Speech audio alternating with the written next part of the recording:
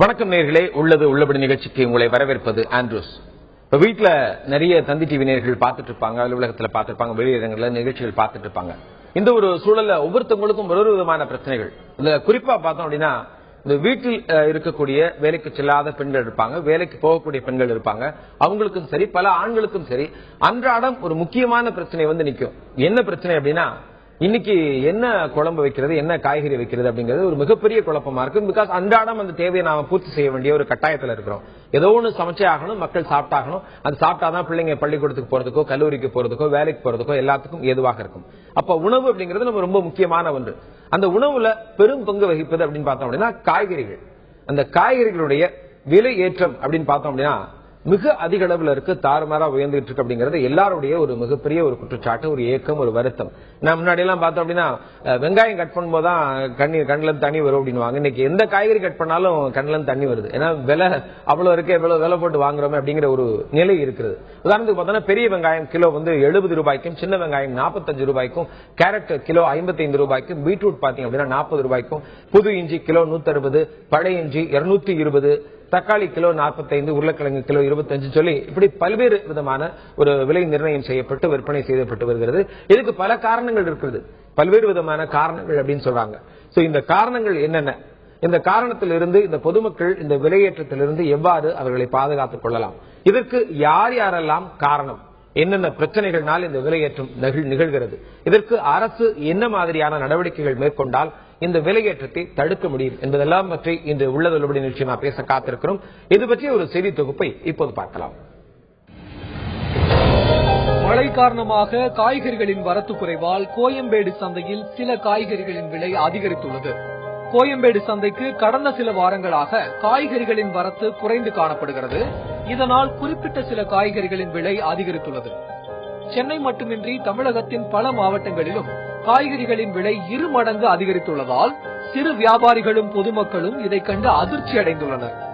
தற்போது மழைக்காலம் என்பதால் காய்கறிகளின் விலை மேலும் உயர வாய்ப்புள்ளதாக வியாபாரிகள் தெரிவிக்கின்றனர். வெங்காயம் விலைக்கு இணையாக தக்காளி விலையும் போட்டி போட்டுக் கொண்டு உயர்ந்து வருகிறது. தமிழகத்தில் தர்மபுரி, கிருஷ்ணகிரி உள்ளிட்ட மாவட்டங்களில் தக்காளி மற்றும் காய்கறிகள் சாகுபடி செய்யப்பட்டாலும் அவை உள்ளூர் தேவைக்கே போதுமான அளவில் இல்லை. இதனால் தமிழகம் முழுவதுமான தேவையை பூர்த்தி செய்வதற்கு ஆந்திரா மற்றும் கர்நாடக மாநிலங்களே கைகொடுத்து வருகின்றன. தெலங்கானா போராட்டம் காரணமாக ஆந்திர மாநில காய்கறி வரத்து சென்னைக்கு குறைந்துள்ளது. மழையால் ஊட்டி, கொடைக்கானல், கேரளா போன்ற பகுதிகளிலிருந்து காய்கறிகள் வரத்து குறைந்துள்ளது. இதனால் கடந்த மாதத்தின் போது காய்கறிகளின் விலை 18% அளவுக்கு அதிகரித்திருக்கிறது. விலை உயர்வுக்கு இடைத்தரகர்களும் காரணம் என்று கூறப்படுகிறது.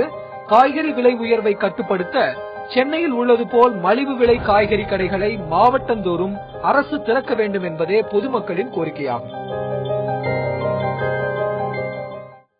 இது பற்றி இன்றைய உள்ளது உள்ளபடி நிகழ்ச்சியில் பேச காத்திருக்கிறோம். இதற்காக அரங்கத்தில் தன்னுடைய கருத்துக்களை பதிவு செய்வதற்காக வந்திருக்கிறார் தமிழ்நாடு வணிகர் சங்கங்களின் பேரமைப்பினுடைய மாநில தலைவர் திரு விக்ரமராஜா நம்மோடு இணைந்திருக்கிறார். வணக்கம் சார். களத்தில் இருந்து நேரடியாக செய்திகளை நம்மோடு பகிர்ந்து கொள்வதற்காக, கள நிலவரம் பற்றி ஒவ்வொருவரும் சொல்வதற்காக திண்டுக்கல்லிலிருந்து எமது செய்தியாளர் சரவணனும், சென்னையிலிருந்து எமது செய்தியாளர் சுவாதியும் நம்மோடு இணைந்திருக்கிறார்கள். முதல்ல நம்ம திண்டுக்கல் இருக்கக்கூடிய சரவணன் அவற்றை நம்ம கேட்கலாம். சரவணன், சொல்லுங்க, திண்டுக்கல்ல இருக்கக்கூடிய விலை நிலவரம் என்ன, அங்க இருக்கக்கூடிய மார்க்கெட்ல காய்கறிகளுடைய விலை நிலவரம் எவ்வளவாக இருக்கிறது, அது குறித்து விரிவா சொல்லுங்க. வணக்கம் ஆண்ட்ரோஸ். திண்டுக்கல் மாவட்டத்தை பொறுத்தளவுக்கு காய்கறிகள் மலை காய்கறிகள் பாத்தீங்கன்னா கொடைக்கானல், சிறுமலை, தாண்டிக்குடி, ஆடலூர், பன்றிமலை உள்ளிட்ட பகுதியில் விளையுது. மேற்கொண்டு நாட்டு காய்கறிகள் என்று சொல்லக்கூடிய கத்திரிக்காய், வெண்டைக்காய் உள்ளிட்ட நாட்டு காய்கறிகள் ரெட்டியார்சத்திரம், ஒட்டன்சத்திரம், கன்னிவாடி, ஆத்தூர், நிலக்கோட்டை உள்ளிட்ட பகுதியில் விளைகிறது. இந்த விளையக்கூடிய காய்கறிகள் தமிழகத்திலேயே 2வது மிகப்பெரிய சந்தை என்று சொல்லக்கூடிய ஒட்டன்சத்திரம் காய்கறி மார்க்கெட்டுக்கு மொத்த கொள்முதலுக்கு கொண்டு வரப்பட்டு அங்கிருந்து வெளி மாநிலங்களுக்கும் வெளி மாவட்டங்களுக்கும் இங்கிருந்து செல்கிறது. இதுல பாத்தீங்கன்னா திண்டுக்கல் அண்ணல் காந்தியடிகள் மார்க்கெட் சொல்லி காந்தி மார்க்கெட் இருக்கு. இந்த காந்தி மார்க்கெட்ல பாத்தீங்கன்னா இருக்கக்கூடிய கடைகள் எல்லாமே விவசாயிகள் நேரடியாக நேரடியாக தங்களது விளைபொருட்களை வந்து இந்த பகுதிக்கு கொண்டு வந்து கொடுக்குறாங்க. அப்படி கொடுக்கக்கூடிய காய்கறிகள் இங்க வந்து பொதுமக்கள் வந்து மொத்தமாகவும் சில்லறையாகவும் வாங்கி செல்கின்றனர். இந்த சூழ்நிலையில் கடந்த மாதத்தில் வந்து இந்த பகுதி இந்த காந்தி மார்க்கெட்டில் பாத்தீங்கன்னா காய்கறிகள் விலைகள் வந்து மிகவும் குறைந்திருந்தது. நேரத்துக்கு ஏற்ற போது அன்றாட தேவைக்கு ஏற்ற போது வந்து விலைகள் வந்து அன்றாட மாறி மாறி வந்து கொண்ட இருக்கக்கூடிய சூழ்நிலையில் தற்பொழுது இந்த கார்த்திகை மாதம் தொடங்கிவிட்ட சூழ்நிலையில் விலைகள் வந்து 2 மடங்காக உயர்ந்துள்ளது என்பது இப்பகுதியில் உள்ள பொதுமக்களின் குற்றச்சாட்டு. விற்பனையும் பாத்தீங்கன்னாக்கும் அதிகமாக தான் இருக்கு, ஆனா வரத்து குறைவா இருக்கு, விலை அதிகமாக இருக்கிறது. இதற்கு பல்வேறு காரணங்கள் சொல்லப்படுகிறது. பல்வேறு காரணங்கள் பார்த்தோம்னாக்கா முதல்ல வந்து மழையின்மை அப்படின்ற ஒரு காரணம், விளைச்சல் இல்லை, வரத்தில்லை, பனி கொட்டுகிறது, இது போன்ற பல காரணங்கள் இருக்கிறது. தற்பொழுது வந்து இந்த விலை நிலவரம் எப்படி இருக்கிறது அப்படின்னு பார்த்தோம்னா கடந்த மாசம் இருந்த விலையை காட்டிலும் கடந்த வாரத்தில் இருந்த விலையை காட்டிலும் இந்த வாரம் வந்து 2 மடங்கு உயர்ந்துள்ளது. குறிப்பாக வந்து நாட்டு காய்கறிகள் வந்து விலை கூடியிருக்கிறது. அதுபோல் மலை வாழ் காய்கறிகள், மலையிலிருந்து இறக்கக்கூடிய காய்களும் கூட இருக்கிறது. இது தொடர்பாக காய்கறிகள் விலை நிலவரம் பற்றி முழுமையாக விளக்கம் அளிப்பதற்காக நம்மளிடம் வந்து காந்தி மார்க்கெட்டின் தலைவர் சம்பத் இருக்கிறாங்க. அவர்தான் கேட்போம். வணக்கம் சம்பத், கடந்த வாரம் காய்கறி நிலவரம் எப்படி இருந்தது, இந்த வாரம் காய்கறி நிலவரம் எப்படி இருக்கிறது, இந்த உயர்வுக்கான காரணங்கள் என்ன? கடந்த வாரத்தை விட இந்த வாரம் வந்து மிக கூடுதல் என்று சொல்ல முடியாது. கடந்த வாரம் ஏதோ விலையோ அதே விலை தான் இப்பயும் வித்துட்டு இருக்கு. கடந்த வாரம் என்ன விலையோ அதே விலை தான். அப்படி ஒன்றும் தக்காளி மட்டும் கொஞ்சம் விலை கூடியிருக்கு, மற்ற எல்லா காய்கறியும் அதே நிலவரமா தான் இருக்குது. காய்கறியை பொறுத்தளவு தேவைக்கு ஏற்ற விலை தான். இப்ப நேத்திக்கு முந்தானதெல்லாம் பாத்தீங்கன்னா கத்திரிக்காய் 25 ரூபா 30 ரூபாய்க்கு வித்தோம். இன்னைக்கு விற்பனை ஆகல அதே கத்திரிக்காய் ஒரு 15 ரூபாய். அதே மாதிரி எந்த காய்கறி எடுத்தாலும் கூடுதலா விற்கிற பொழுது சற்று விலை கூடுதலா இருக்குமே தவிர சரக்கு வரத்து வந்து தேங்கி இருக்கிற பொழுது அது அப்படியே பாதி விலைக்கு வந்துடும். இதுதான் மார்க்கெட்டுடைய உண்மையான நிலவரம். தற்போது சம்பத் அவர்கள் சொன்ன இதை கருத்து கேட்டிருப்பீங்க. அதாவது வரத்தோட இதை பொறுத்து தான் வந்து விலை நிர்ணயம் அப்படிங்கிற மாதிரி சொல்றாங்க. ஒரு சில நேரங்களில் வந்து வரத்து அதிகமா இருக்கும் பொழுது அவங்க சொல்ற ரேட் வந்து சப்போஸ் வந்து ஒரு உதாரணத்துக்கு 40 ரூபாய் அப்படின்னு விலை நிர்ணயம் பண்ணாங்கன்னாக்கா 6 மணில இருந்து 8 மணிக்குள்ள வந்து விற்பனை ஆகலைன்னா 8 மணில இருந்து 10 மணி வரைக்கும் ஒரு ரேட்டு. அதுக்கப்புறம் வந்து சுத்தமாக விற்பனை ஆகல, அழிச்சே ஆக வேண்டிய சூழ்நிலை இருக்குனாக்கா அதை மேலும் வந்து குறைச்சு விற்கிறாங்க. அப்படி விற்கும் போது வந்து ஒரு விவசாயி ஒரு 100 கிலோ காய் கொண்டு வராருனாக்கா அந்த 100 கிலோ காயில வந்து 8 மணி வரைக்கும் ஒரு ரேட்ல காய் விற்கும், 10 மணிக்கு வரைக்கும் ஒரு ரேட்ல காய் விற்கும், 12 மணிக்கு ஒரு ரேட்டு காய் விற்கும். அப்படி விட்ட காய்கறிகள்ல ஆவரேஜ் எடுத்து தான் அவருக்கு வந்து அந்த பணம் போய் சேருது. இந்த மாதிரி சூழ்நிலையில விவசாயிகள் வந்து மேலும் வந்து விற்பனைக்கு அவர்கள் கொண்டு வரும் காய்கறிகளின் அளவை வந்து குறைக்க தொடங்கிடுறாங்க. ஏன்னா இன்னைக்கு வித்த விலை வந்து நாளைக்கு கிடைக்குமா கிடைக்காதா அப்படிங்கிற சூழ்நிலையில எடுக்காமலும் விட்டுறாங்க. ஒரு சிலர் வந்து இடைத்தரகர்களை நம்பி அவங்கள்ட்ட கொடுத்துட்டு அவங்க பாட்டில் வீட்டில் இருந்துக்கிறாங்க. இந்த நிலையை வந்து தற்பொழுது திண்டுக்கல்லில் இருக்கிறது ஆண்டர். தொடர்ந்து பேசலாம் சரவணன். திண்டுக்கல்ல இருந்து குறிப்பாக அங்க மார்க்கெட்ல இருந்து அங்க உள்ள விலை நிலவரத்தை எல்லாம் சொன்னாங்க. இந்த ஒரு சூழலை நம்ம அரங்கத்திற்கக்கூடிய திரு விக்ரமராஜா அவங்ககிட்ட கேட்கக்கூடிய கேள்வி. இப்போ பொதுவாக அவர் சொன்ன மாதிரி இப்போ அப்படின்னு ஏற்றம் கிடையாது. இந்த ஏற்றம் வந்து விலை உயர்ந்த வண்ணம் இருக்கிறது, விலை உயர்ந்து கொண்டே இருக்கிறது அப்படிங்கிற ஒரு நிலைப்பாடு இருக்கு. இருந்தாலும் இப்போ வந்து அதிகமான ஒரு விலை இருக்கு அப்படிங்கறத இன்னைக்கு நம்ம பிரச்சனையா எடுத்து பேசுறோம். நம்ம இந்த ஒரு சூழல்ல விலை ஏற்றத்துக்கு முக்கியமான காரணமாக என்னென்ன சொல்ல நினைக்கிறீங்க, அந்த காரணங்களை குறித்து சொல்லுங்க. விலை ஏற்றத்துக்கு குறிப்பாக காரணம் என்பது இந்த கிராமப்புறங்களெல்லாம் உங்களுக்கு பாத்தீங்கன்னா விவசாயிகளுக்கு தேவையான வேலையாட்கள் கிடைப்பது மிக அரிதாக இருக்கிறாங்க. வேலையாட்கள் கிடைத்தாலும் கூலிகள் மிக அதிகமாக இருக்கும். சாதாரணமா நம்ம கிராமப்புறங்களில் காலை 6 மணி முதல் 10 மணி வரை வேலை செய்தாங்கன்னா ஆண்களுக்கு 500 ரூபாய் சம்பளம், பெண்களுக்கு 150 200 ரூபாய் சம்பளம் கொடுக்கப்படக்கூடிய கட்டாயம் இருக்கிறது. 12 மணிக்கு வரை இருந்தாங்கன்னா அதுக்கு கூட 100 ரூபாய் கொடுக்கக்கூடிய சூழல் இருக்கிறது. இதுக்கு இடையில அவர்களுக்கு தேவையான காப்பி முறுக்கு இதெல்லாம் கொடுக்கணும். கொடுத்தாதான் அந்த வேலையாட்களை இங்க தக்க வைக்க முடியும். இதற்கு அடிப்படை காரணம் என்ன சொன்னீங்கன்னா, இப்போ மத்திய அரசுடைய கிராமப்புற மேம்பாட்டு வேலை திட்டத்திற்காக எல்லோருக்கும் வேலை என்ற அடிப்படையிலே அவர்கள் கொடுக்கின்ற காரணம் ஒன்று. பிளஸ் எல்லோருக்குமே அரிசிகள் எல்லாம் காசு எல்லாமே கிடைச்சிருந்தது. கிராமப்புறங்கள்ல வேலைக்கு போக வேண்டிய நிலைப்பாடு மிக குறைவாகவே தோன்றுகிறது. ஆகவேதான் இந்த வேலைக்கு ஆள் கிடைக்காமல் இருக்கிறது பெரிய ஒரு காரணம். அந்த விலை ஏற்றத்துக்கு குறிப்பாக காரணம். விவசாயிகள் எல்லாம் விவசாயமே செய்யாத நிறைய இடங்கள் தரிசு நிலங்களாக மாறி வருகிறது. இதற்கு அடிப்படை காரணம் அந்த வேலை ஆட்கள் இல்லாத ஒரு காரணம். இதெல்லாம் அரசாங்கம் அதை உற்று நோக்கி அதற்கு என்ன செய்ய வேண்டுமோ அதை செய்ய அரசாங்கம் மறுத்து வருகிறது, மறந்து வருகிறது. அந்த அடிப்படையில் தான் காய்கறி விளைச்சல் எந்த அளவுக்கு அதிகமாக விளைச்சல் இருக்கிறதோ அந்த அளவுக்கு விலை சீராக இருக்கும். இப்போ காய்கறி தேவை என்பது சாதாரணமாக எடுத்துக்கிட்டீங்கன்னா முன்பெல்லாம் மக்கள் நம்ம நாட்டு காய்கறி கத்திரிக்காய், வெண்டைக்காய், தக்காளி, இந்த வெங்காயம் இது தாண்டி போக மாட்டாங்க. இப்ப எல்லா காய்கறிகளும் எல்லா தரப்பு மக்களும் வாங்கி சாப்பிடக்கூடிய நிலை ஏற்பட்டிருக்கிறது. அதன் குறிப்பாக மருத்துவர்கள் செல்லை பார்க்கின்ற பொழுது கீரை சாப்பிடுங்க, கேரட் சாப்பிடுங்க, பீன்ஸ் சாப்பிடுங்க, ஒவ்வொரு காய்கறிகளையும் ஊட்டச்சத்து எல்லாம் இருக்கிறது என்பதை சொன்ன காரணத்தினால் தேவைகள் என்பது மிக அதிகமாக இப்ப ஏற்பட்டுகிட்டு இருக்கு. குறிப்பா இப்ப ஐயப்ப சீசன் இது.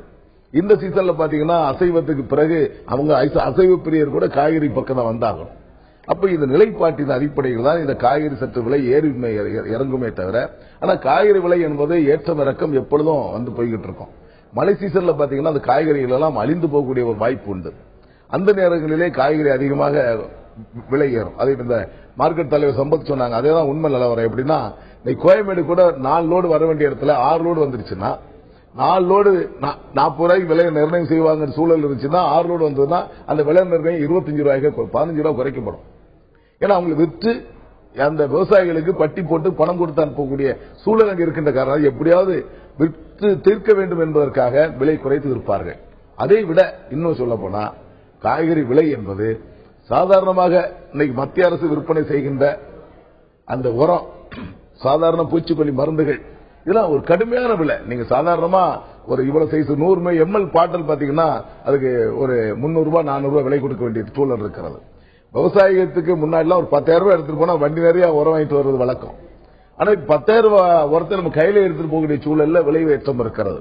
இதையெல்லாம் மக்களுக்கு தெரியாது. சாதாரண மக்கள் என்ன நினைப்பார்கள், வியாபாரிகள் தான் விலையேற்றதுக்கு காரணமோ என்று கூட ஒரு எண்ணங்கள் உண்டு.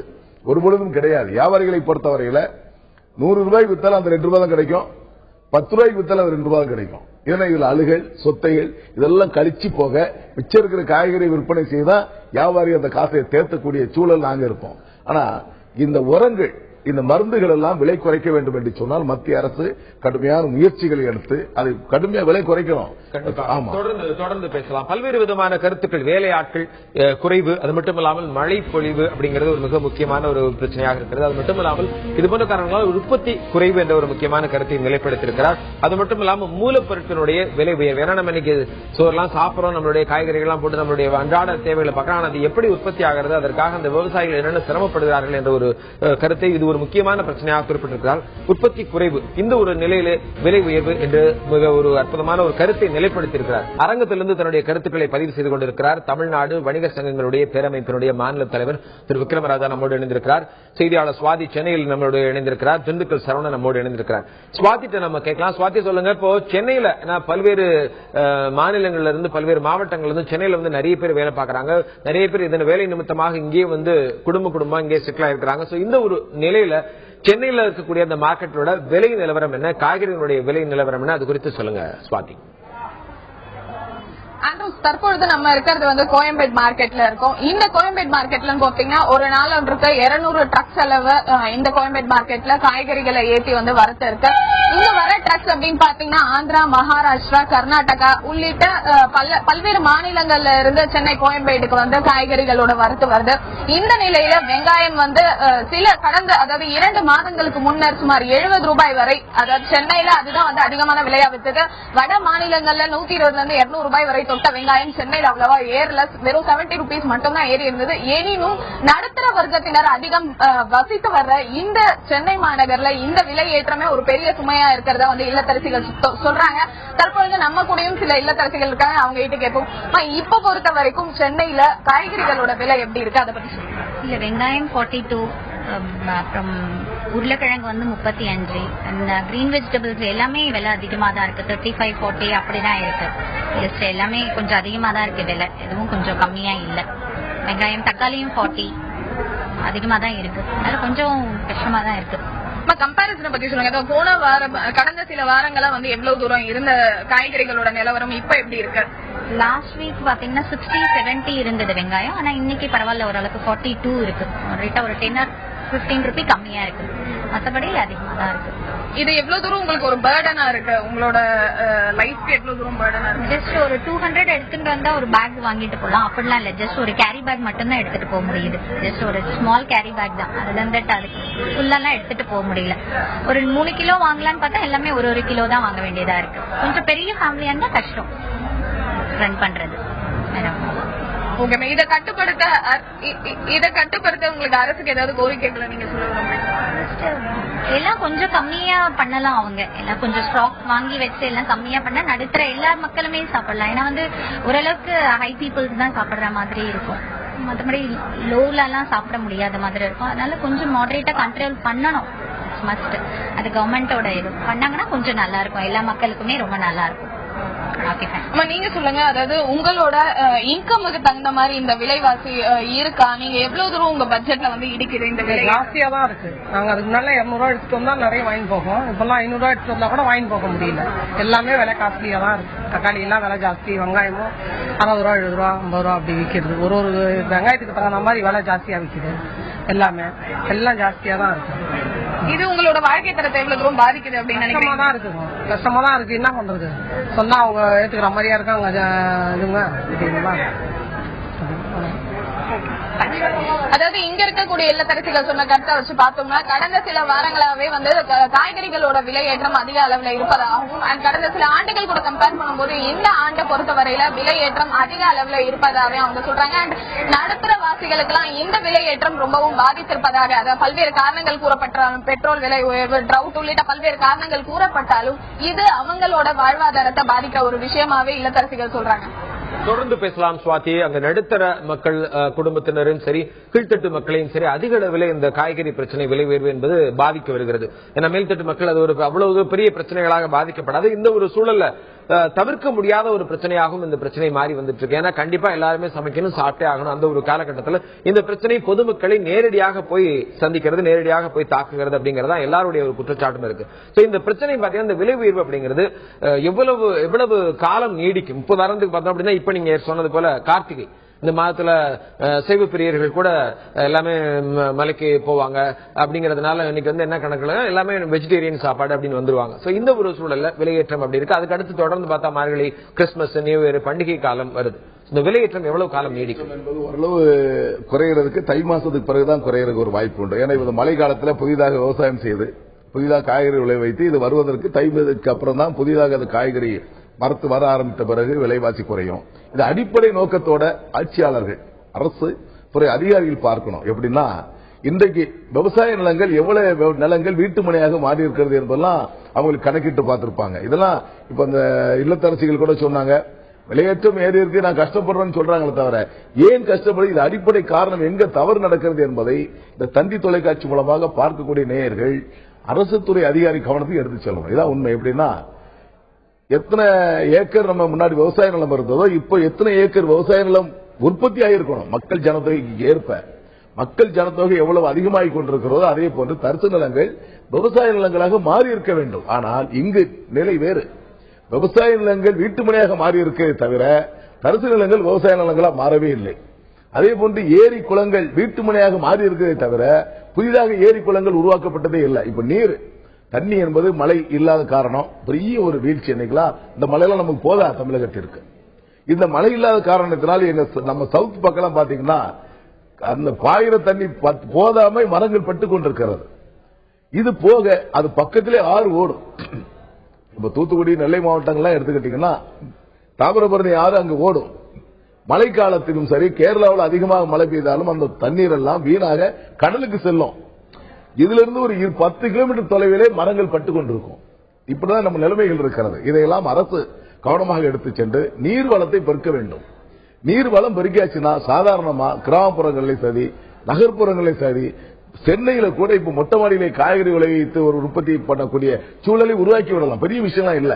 இதற்கு அடிப்படை தேவை என்பது நீர் ஆதாரம்.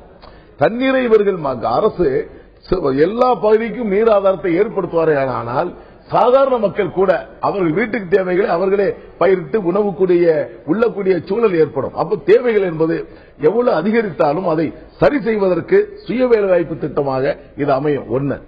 இரண்டாவது, அந்த விவசாயம் செய்வதற்கு கூடிய கூலிகள் மிக அதிகம் 2. 3வது விவசாயத்துறை அடிப்படை தேவையான அந்த மருந்து, உரங்கள், தேவையான மூலப்பொருட்கள், இந்த பொருள் இதெல்லாம் மக்கள் கவனத்துக்கு பார்க்க மாட்டாங்க. வெங்காயம் 50 ரூபா ஆயிடுச்சு, 60 ரூபா ஆயிடுச்சு நினைப்பாங்க. தக்காளி 60 ரூபா 70 ரூபா ஆயிடுச்சு நினைப்பாங்க. சோ இந்த தக்காளி எங்கு விளைகிறது, அதை வாங்கி வியாபாரிகள் கொண்டு வருகிறார்கள். அதற்கு விலை வைத்ததுக்கு அடிப்படை காரணம் டீசல் விலை மாதம் மாதம் உயர்கிறது.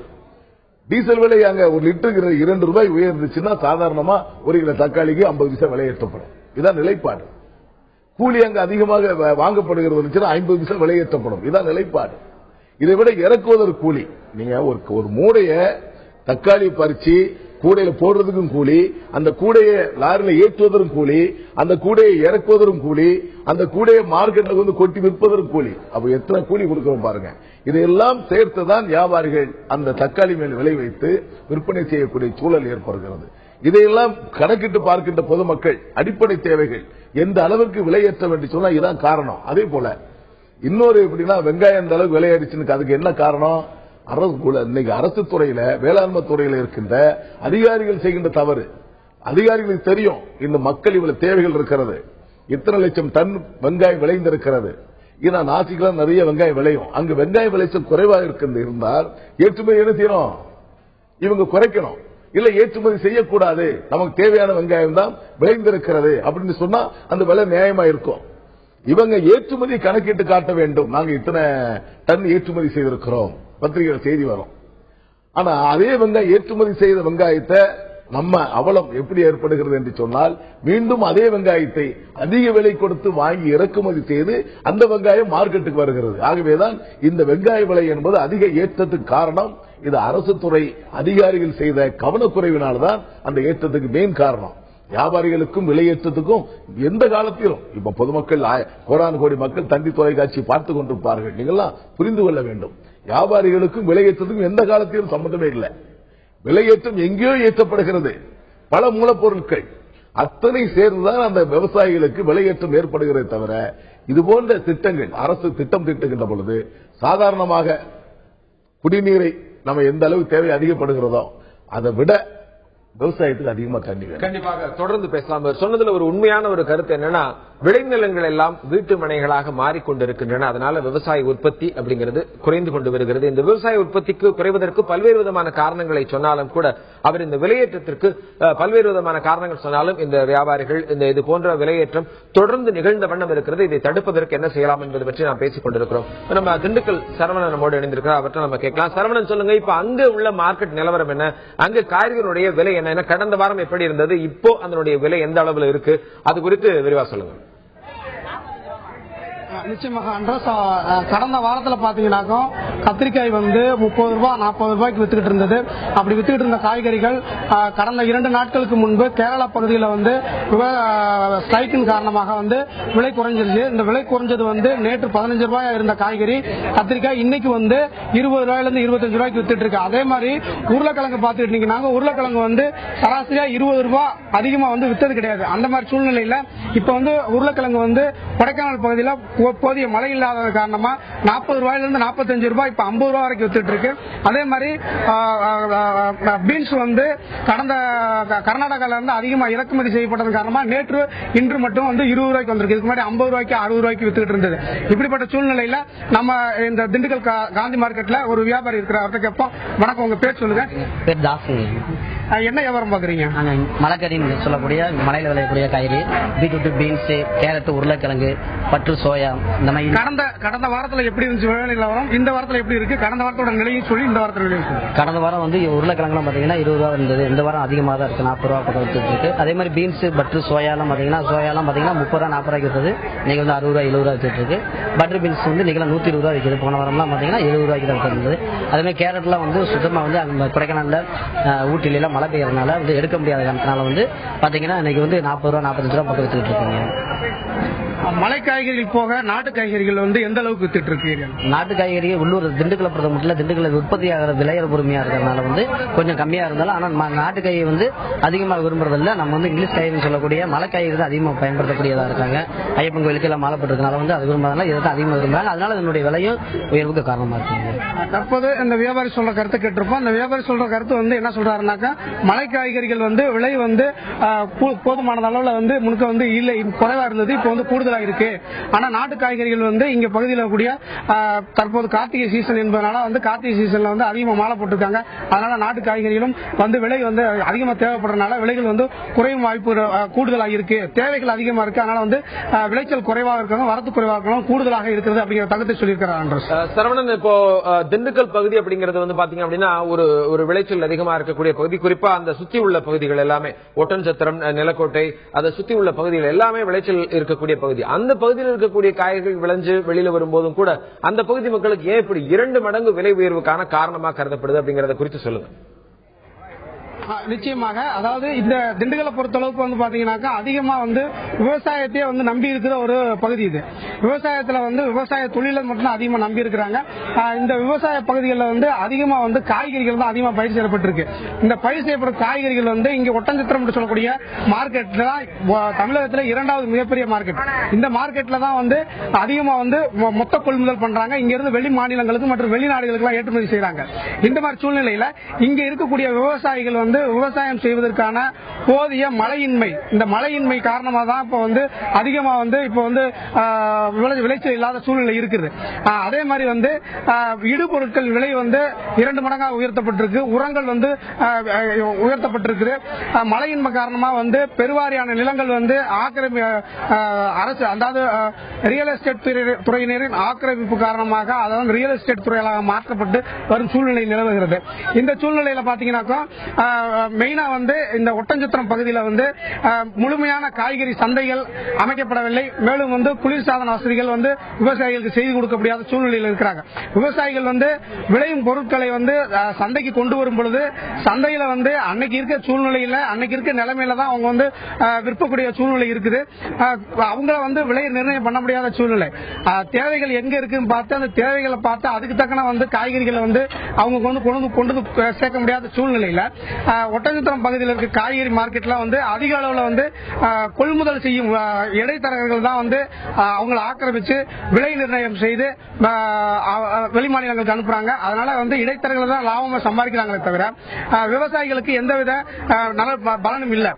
மேலும் வந்து இந்த பகுதியில் இருக்கக்கூடிய விளைநிலங்கள்ல பாத்தீங்கன்னாக்கா இப்போ வந்து அதிகமான மழை இல்லாதனால கிணறுல தண்ணி இல்லாத சூழ்நிலையில வந்து அவங்க வந்து அதிகமான காய்கறி விளைவிக்க முடியாம பல காய்கறிகளுக்கு கடன் வாங்கி விவசாயம் செய்து அந்த விவசாய நிலங்களுக்கு கடன் கட்ட முடியாத சூழ்நிலையில் இருக்கு. இந்த மாதிரி சூழ்நிலையில் இருக்கக்கூடிய விவசாயிகள் மேலும் வந்து அரசிடம் வந்து பல்வேறு திட்டங்களை எதிர்நோக்கி இருக்கிறாங்க.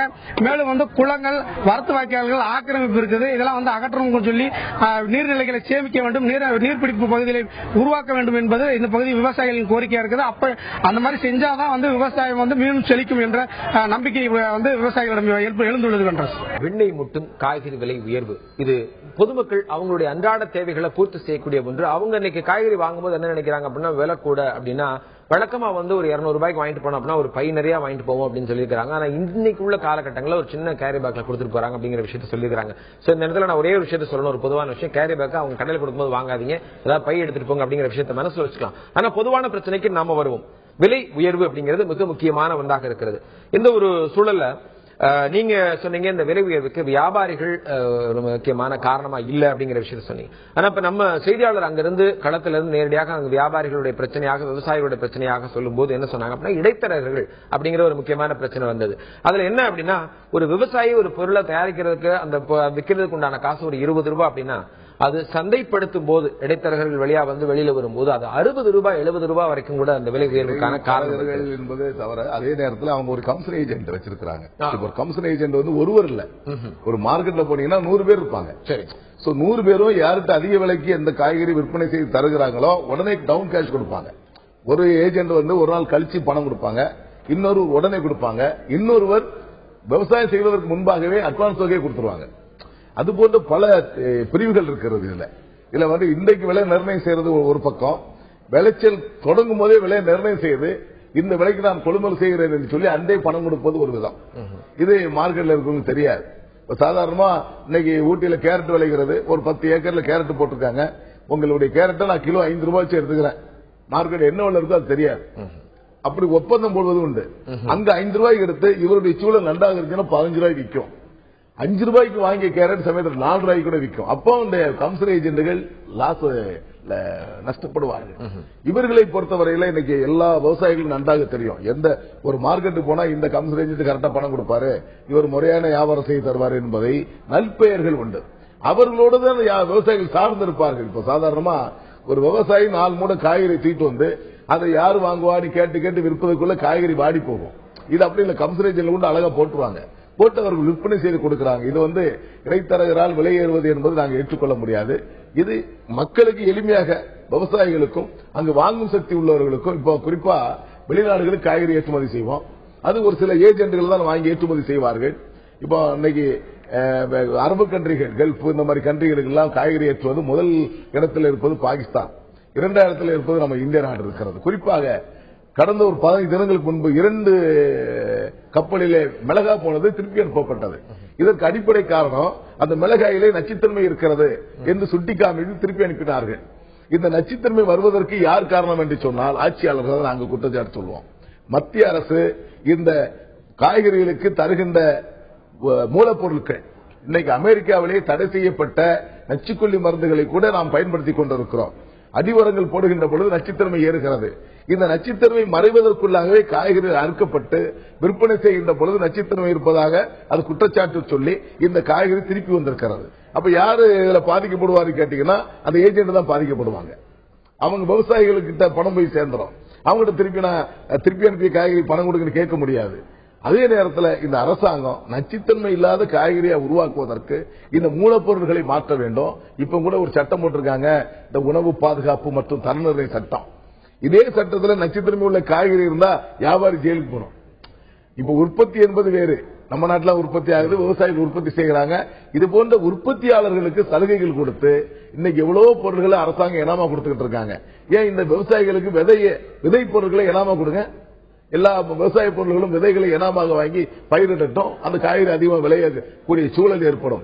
இதுபோன்ற திட்டங்களை அரசாங்கம் எடுத்துட்டு போனால் விலைவாசி குறைவதற்கு ஏதுவாக இருக்குமே தவிர, சாதாரணமாக விலையேற்றம் என்று சொல்லிக் கொண்டே இருப்போமே தவிர, இதற்கு விலை குறைப்பதற்கு எந்த அளவுக்கு அடிப்படையோடு வேலை செய்ய வேண்டுமோ அந்த எந்த ஆட்சியாளர்களும் எந்த துறை அதிகாரிகளும் இதுவரை அந்த அடிப்படையோடு வேலை செய்ததாக தெரியவில்லை. கண்டிப்பாக தொடர்ந்து பேசலாம். ஒரு குறிப்பிட்டதுல ஒரு 2 விஷயம் சொன்னார். ஒன்னு, இடைத்தரகர்கள் அதனுடைய அந்த கமிஷன் ஏஜென்ட் அப்படின்னு சொல்லக்கூடியவங்க இருக்கக்கூடியதுல அவங்களுடைய நட்டம் வந்தா நாங்க தான் பேஸ் பண்றோம், அந்த விவசாயிகள்ட்ட நாங்க கேட்க முடியாது அப்படிங்கிற விஷயத்த இடைத்தரகர்கள் சார்பா அவங்க தங்களுடைய கருத்தை சொல்லியிருந்தாங்க. ஆனா ப்ராஃபிட் வரும்போது அதிகமா அவங்களுக்கு தான் போகுது அப்படிங்கறதா இன்னைக்கு நம்ம பேசக்கூடிய விஷயங்கள். பட் இது இன்னும் தொடர்ந்து பேசலாம். இது குறித்து குறிப்பா நம்ம இப்ப பாக்குறது பாத்தீங்கன்னா இந்த விலை உயர்வு அப்படிங்கிறது தென் மாவட்டங்கள்ல மிக அதிகமான ஒரு பாதிப்பு ஏற்படுத்தி இருக்கிறது.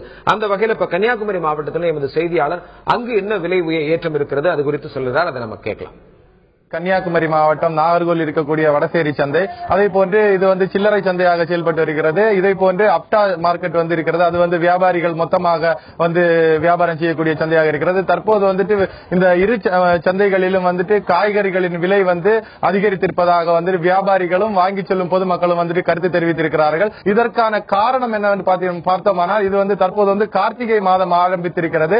கார்த்திகை மாதங்களில் இந்த ஐயப்ப பக்தர்கள் அதிகமாக காய்கறி வகைகள் தான் பயன்படுத்துவார்கள் என்றும், இதனால் காய்கறிகளின் தேவை அதிகரித்து இருக்கிறது என்றும், தொடர்ந்து இந்த காய்கறிகள் வரத்து மிகவும் கம்மியாக இருக்கிறது என்று தெரிவித்திருக்கிறார்கள். காய்கறிகளின் வரத்து தற்போது மிகவும் கம்மியாக இருப்பதால் இன்னும் வருங்காலங்களிலும் விலை ஏறுவதற்கான வாய்ப்பு இருப்பதாகவும் கருத்து தெரிவித்திருக்கிறார்கள். வாங்கிச் செல்லும் பொதுமக்கள் விலை ஏற்றம் என்பது நாளுக்கு நாள் அதிகரித்துக் கொண்டுதான் இருக்கிறது. வெங்காயம், தக்காளி, உருளைக்கிழங்கு, முட்டைக்கோஸ் உள்ளிட்ட வகைகளின் விலை நாளுக்கு நாள் பல மடங்கு அதிகரித்து விண்ணை முட்டும் அளவுக்கு விலை ஏறி இருக்கு என்றுதான் சொல்ல வேண்டும். கன்னியாகுமரி மாவட்டத்தில் இருக்கக்கூடிய மக்கள் இந்த விலை உயர்வினால் என்னென்ன பாதிப்புகளை சந்திக்கிறார்கள் என்று அவர்களே சொல்லுகிறார்கள், கேட்கலாம். இங்கே காய்கறிகள் வெளியூர்ல ஒரு வரவு குறைவுனாலே விலைகள் கூடுதலாக இருக்கு. மழையின் காரணத்தினாலேயும் சபரிமலை சீசன்கள் இருக்கிறதுனாலே அந்த காய்கறிகள் விலைகள் கூடுதல். நம்ம உருளைக்கிழங்கு, பல்லாரி எல்லாமே வெளியூர்ல இருந்து வரவு கம்மியா இருக்கனால கொஞ்சம் எல்லா பொருளும் விலை கூடுதலாக இருக்கு. தக்காளி ஒசூர்ல இருந்து ரொம்ப வரவு இல்லை. அதனால விலை குறைவு. நாட்டு தக்காளி இங்க உள்ளூர் சீசன்கள் முடிஞ்சு போச்சு கொஞ்சம், அதனால ஒரு விலைகள் கூடுதல். ஒரு 20 ரூபா வித்த பொருள் 40 ரூபா வித்துட்டு ஒண்ணுக்கு டபுள் விலை விற்க மாதிரி தான் இருக்குது எல்லா விவரங்களும். இனியும் மேலும் கூடுதல் மாதிரி தான் சொல்றாங்க விவசாயிங்க. சரக்குகள் இல்லாதனால விலைகள் கூடுதல் மாதிரி இருக்குது. விலைவாசி இப்போ கார்த்திகை மாதம்னால ரொம்ப கூடுதலா இருக்குப்பா. இப்ப என்னன்னா பொருள் வரத்து கம்மி. தக்காளி எல்லாம் முந்தைய விட 20 ரூபாய்க்கு தக்காளி எல்லாம் இப்ப 50 ரூபா. அது மாதிரி பொருள் நிறைய டேமேஜ் ஆகுது. ஏற்கனவே கார்த்திகை மாதம் சீசன் வர ஒன்னு டபுள் விலை ஏறிட்டே இருக்கு. மினிமம் விலை கொஞ்சம் கம்மியா இருந்து வேற கல்யாண சீசன்கள் வேற. அதனால இங்க பொருளாதார பற்றாக்குறை பொருளுக்கு வரத்து கம்மியா இருக்கு. அதனால ஏகப்பட்ட விலையெல்லாம் ஏறிட்டு இருக்கு. ஏழை எளிய மக்கள் எல்லாம் வாங்கி எடுத்து பரமாறக்கூடிய அளவுக்கு இருக்கு. ஏன்னா மீன் அதிகம் யூஸ் பண்ண மாட்டாங்க. இப்ப காய்கறி தான் எடுத்துக்கிட்டோம். காய்கறி விலை தன்னம்பிக்கையான விலை இருக்கு. ஏன்னா வரத்து கம்மி, அழுகல் கூடுதல், கார்த்திகை மாதம் சீசன் வேற. இப்ப எல்லா வச்சு ஏழை எளிய மக்களுக்கு அதை பயன்படுத்த முடியாத லெவலுக்கு விலை ஏறிட்டு இருக்கு. இதைத் தொடர்ந்து கிருஷ்ணகிரி மாவட்டத்தில் விலை உயர்வு எந்த அளவில் இருக்கிறது என்று எமது செய்தியாளர் சொல்கிறார், கேட்கலாம். அவரைக்காய் 1 கிலோ 30 ரூபாய் விற்றது இந்த வாரம் 40 50 ரூபாய்க்கு விற்படுவதாகவும் தகவல் தெரிவிக்கின்றனர். அதேபோல் பீன்ஸ் 1 கிலோ 40 ரூபாய் கடந்த வாரம் விற்றது இந்த வாரம் 30 ரூபாய்க்கு விலை குறைந்துள்ளதாக தகவல் தெரிவிக்கின்றனர். வெண்டைக்காய் 1 கிலோ 30 ரூபாய் விற்றது 20 ரூபாயாக விலை குறைந்துள்ளது. பீர்க்கங்காய் 30 ரூபாய் விற்றது இந்த வாரம் 20 ரூபாய்க்கு விற்கிறது. பாவக்காய் 1 கிலோ 20 ரூபாய் விற்றது இந்த வாரம் விலை அதிகரித்து 25 ரூபாய் விற்கிறது. முள்ளங்கி 1 கிலோ 25 ரூபாய் விற்றது அதே விலை இந்த வாரம் நீடிக்கிறது என தகவல் தெரிவிக்கின்றனர். காலிஃபிளவர் 1 40 ரூபாய்க்கு விற்றது தற்போது 30 ரூபாய்க்கு விலை விற்கப்படுகிறதாக தகவல் சொல்கின்றனர். அதே போல கோஸ் 1 16 ரூபாய்க்கு விற்றது தற்போது 18 ரூபாய்க்கு விற்படுவதாக தகவல் சொல்கின்றனர். இஞ்சி 1 கிலோ 60 ரூபாய்க்காக விற்றது தற்போது 90 ரூபாய் விற்கப்படுவதாக தகவல் தெரிவிக்கின்றனர். அதே போல கொத்துமல்லி ஒரு கட்டு 30 ரூபாய் விற்றது இந்த வாரம் விலை குறைந்து வரத்து அதிகரித்துள்ளதால் 15 ரூபாய்க்கு விற்கப்படுவதாக தகவல் தெரிவிக்கின்றனர். கடந்த 10 நாட்களுக்கு முன்பாக 100 ரூபாய் சரித்திரம் காணாத விலை விற்ற வெங்காயம் தற்போது விலை குறைந்து வரத்து அதிகம் உள்ளதால் 60 ரூபாய்க்கு விற்கப்படுவதாகவும், அதே போல பூண்டு கடந்த மாதம் 30 ரூபாய் விலை விற்றுக் கொண்டிருந்தது இந்த முறை தற்போது வரத்து குறைந்துள்ளதால் 130 150 ரூபாய் விலை விற்கப்படுவதாக தகவல் தெரிவிக்கின்றனர். அதே போல பொதுமக்கள் காய்கறிகளை வாங்க தற்போது சிரமப்பட்டு வருகின்றனர். தந்தி டிவி செய்திகளுக்காக கிருஷ்ணகிரியிலிருந்து செய்தியாளர் மேகராஜ். மேகராஜ் சொன்னதை நாம கேட்டு இப்ப அந்த கிருஷ்ணகிரி மாவட்டத்தில் இருக்கக்கூடிய மக்கள் அவங்களுடைய கருத்தாக இந்த விலை உயர்வுக்காக என்ன சொல்றாங்க அப்படிங்கறத கேட்கலாம். இந்த பனி மாசம், இது மார்கழி மாசம் பனி மாசம் வந்தாவே காய்கறி வரத்து கம்மியாயிடுது. மார்க்கெட்ல காயில பாத்தீங்கன்னா விவசாயிகளால வரவும் முடியல, வரத்தும் கம்மி தான். இப்போ ஐயப்பா சீசனு, ஓம்சி சீசனு, அதனால மக்கள் எல்லாம் அசைவ உணவை தவிர்த்து சைவ உணவத்தை விரும்புறாங்க. அதனால வாங்குறவங்க எண்ணிக்கும் அதிகமாக்குது, வரத்தும் கம்மிக்குது. அதனால இப்போ சில நாட்களா காய்கறி விலை ஏறிட்டு தான் இருக்குது. நான் ஒரு அரசு வேலையில் இருக்கிற போதே எங்களால வாங்குறதுக்கு அவ்வளவு சிரமம் இருக்கு. சாதாரண கூலி செய்யக்கூடிய பொதுமக்கள் எந்த அளவுக்கு இந்த பொருட்களை வாங்கி சாப்பிடுவாங்க எங்களுக்கு கேள்விக்குறியா இருக்கு. நாங்க அந்த பொருளை கடையில் வாங்குறதுக்கு பதில் உணவுகளை ஹோட்டல்ல வாங்கி சாப்பிட்டுக்கலாமா அப்படின்னு ஒரு எண்ணம் எங்களுக்கு மனசுல தோன்றுது. இருந்தாலும் இவ்வளவு விலைவாசி போறதுனால தங்கத்தை விட இது அதிக அளவு விலைவாசி ஏறிட்டே போகுது. வாங்குவதற்கு எங்களுக்கே சிரமமா இருக்கு.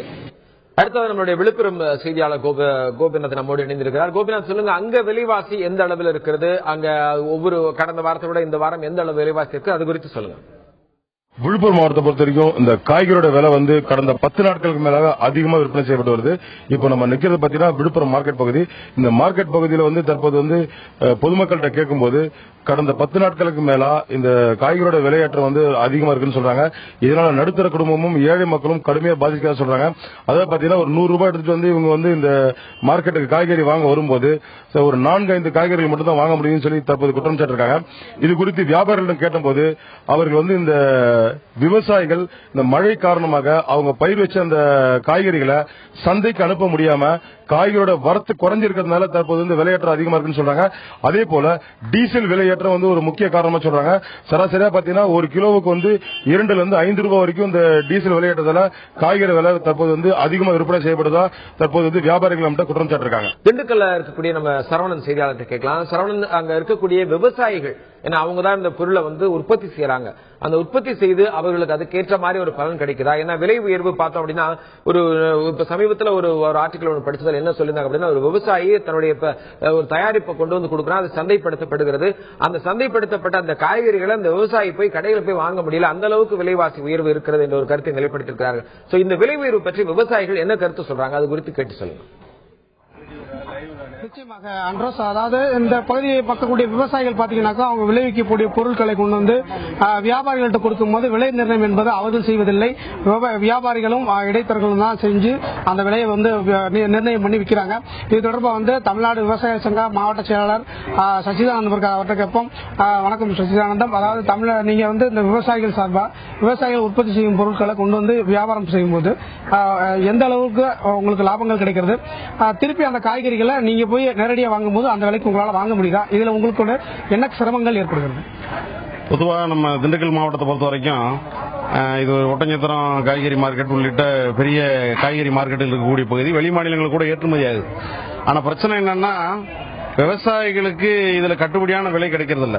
காய்கறி உற்பத்தியை பொறுத்த வரைக்கும் காய்கறி அதிகமாக உற்பத்தி பண்ணிக்கிட்டு இருக்கிற ஒரு மாவட்ட முறையில் இங்க இருக்கக்கூடிய விவசாயிகளுக்கு கூடிய சிரமம் வந்து இன்னைக்கு எல்லா விலையும் ஏறி போச்சு. விதையெல்லாம் வந்து நீங்க பாத்தீங்கன்னா ஒரு வெண்டைக்காய் விதை ஒரு கிலோ வந்து 2400 ரூபாய்க்கு விற்குது.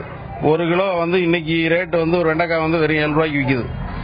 ஆகவே வந்து விவசாயிகளுக்கு கட்டுப்படி இல்லைங்கிற நிலைமை இருக்கு. இப்ப வந்து தக்காளி விதை வந்து ஒரு கிலோ 30,000 ரூபாய் வரைக்கும் விற்குது. மான்சாண்டா கம்பெனியுடைய விதை வாங்கணும் ஒரு கிலோ 1 லட்சம் ரூபாய்க்கு விற்குது. ஆகவே விவசாயி வந்து உற்பத்தி செலவுங்கிறது விவசாயிக்கு கூடிக்கிட்டே இருக்குது. இப்ப நம்ம மாவட்டத்தை பொறுத்த வரைக்கும் திண்டுக்கல் மாவட்டத்தை பொறுத்த வரைக்கும் மழை பொழிவு இல்ல. ஆகவே வந்து விவசாயமும் ரொம்ப குறைவா இருக்கு. இந்த சூழ்நிலையில் விவசாயி உற்பத்தி பண்ண வந்து கொண்டிருக்கக்கூடிய காய்கறிகளை கொண்டு வந்து கமிஷன் கடைகளில் விற்பனை செய்ய வேண்டிய நிலைமை இருக்கு. கமிஷன் கடையில வந்து என்னன்னா சில இடங்கள்ல என்ன பிரச்சனை இருக்குன்னா ஏலம் வர்றதுலன்னு பிரச்சனை இருக்கு. சில நேரங்களில் ஏலம் விடுறாங்க, பெரும்பகுதியான நேரங்களில் ஏலம் வர்றதில்ல. அந்த வியாபாரிகள்லாம் கூட்டு சேர்ந்து கொண்டு விலையை தீர்மானிக்கிற நிலைமை இருக்காக விவசாயிகளுக்கு நியாயமான விலை கிடைக்கிறது இல்லைங்கிற பிரச்சனை இருக்கு. ஆகவே வந்து நம்ம இதுல என்னன்னா வந்து விவசாயி வந்து இப்ப வந்து உதாரணத்துக்கு நீங்க வந்து முள்ளங்கி வந்து மே மாசம் 9 ரூபாய் இப்ப 4 ரூபாய்க்கு விற்பனை ஆகுது. தக்காளி வந்து 40 ரூபாய்க்கு மே மாசத்துல வித்துச்சு, இப்ப 20 ரூபாய்க்கு விற்பனை ஆகுது. அதே நேரத்தில் சில காய்கறிகள் வந்து விலை உயர்ந்து விற்குது. செடி முருங்கை வந்து மே மாசத்துல 15 ரூபாய்க்கு வித்துச்சு, இப்ப வந்து 43 ரூபாய்க்கு விற்குது ஒரு கிலோ. பல்லாரி வெங்காயம் 14 ரூபாய்க்கு மே மாசத்துல வித்தது இப்ப 60 ரூபாய்க்கு விற்குது. இதுல எல்லாம் என்ன பிரச்சனைன்னா நான் சொல்ற விலை எல்லாமே விவசாயிக்கு கிடைக்கிற விலை. ஆனால் வந்து வெளி மார்க்கெட்ல போய் நீங்க வாங்குறப்ப பாத்தீங்கன்னா இதை போல 1.5 பங்கு பணம் கொடுத்து தான் வாங்க வேண்டியிருக்கு. நானே விவசாயிங்கிற முறையில கொண்டு வந்து நான் வந்து காய்கறியை வந்து மார்க்கெட்ல வித்துட்டேன்னா நான் போய் ஒரு கடையில விலைக்கு வாங்குறப்ப 60 ரூபாய்க்கு நீங்க வந்து ஒரு காயை விற்பனை பண்ணோம்னா ஒரு கிலோ வந்து வெளியில போய் 90 ரூபாய்க்கு விலை கொடுத்து வாங்க வேண்டியிருக்கு. ஆகவே இது விவசாயிக்கும் பலன் இல்ல, வாங்கி உற்பத்தி வாங்கி பயன்படுத்துற மக்களுக்கும் பலன் இல்லாம இருக்கு. ஆகவே தமிழ்நாடு அரசாங்கம் வந்து இந்திய அரசாங்கமும் சரி இது 2 அரசுகளுமே வந்து என்னன்னா விவசாயிகளுக்கு கட்டுப்படியான விலை கிடைப்பதற்கான உத்தரவாதம் பண்ணணும். அதே நேரத்தில் பொதுமக்கள் பாதிக்கப்படாத அளவுக்கு ஒரு கூட்டுறவுத்துறை மூலமாகவோ ஏதோ ஒரு வகையில் விவசாயிகளுக்கு நியாயமான விலையில் காய்கறிகள் கிடைப்பதற்கான ஏற்பாட்டை செஞ்சாதான் இந்த விவசாயிகளுடைய பிரச்சனையும் தீரும், சாதாரண பொதுமக்களுடைய பிரச்சனை தீரும் என்பதுதான் எங்களுடைய கருத்து. தற்போது சச்சிதானந்தம் சொன்ன கருத்தை கேட்டிருப்பீங்க. அவர் என்ன சொல்றாருனாக்கா தமிழ் அரசு வந்து இதுல உரிய நடவடிக்கை எடுத்து அங்காடிகள் உள்ளிட்ட பல்வேறு சலுகைகளை கொடுத்து வந்து விற்பனையை துரிதப்படுத்தணும்னு சொல்றாங்க. இதுல முக்கியமா நம்ம வந்து இன்னொரு விஷயத்தை பார்க்கணுமான்ற இதுல என்னன்னு கேட்டீங்கன்னாக்கா கடந்த காலங்களில் வந்து உழவர் சந்தை என்ற உழவர் சந்தை ஆரம்பிக்கப்பட்டது. இந்த உழவர் சந்தையில் பாத்தீங்கன்னாக்கா திண்டுக்கல் மாவட்டத்தில் மொத்தம் வந்து 261 உழவர் சந்தைகள் இருக்குது.